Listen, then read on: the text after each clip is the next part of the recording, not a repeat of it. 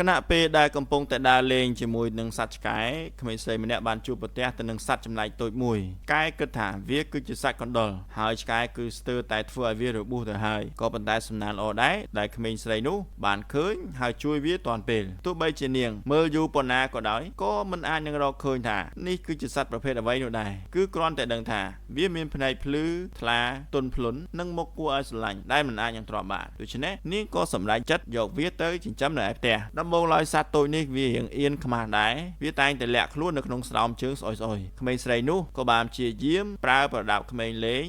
មានរូបដូចជាសត្វកណ្ដោដើម្បីតាក់ទាញវាឲ្យចេញមកលេងហើយវាធ្វើឲ្យនាងមានការភ្ញាក់ផ្អើលនិងវាលោតចុះលោតឡើងយ៉ាងសប្បាយរីករាយបន្តិចម្ដងវាក៏ចាប់ផ្ដើមទុកចិត្តនាងដោយមិនដែលខំ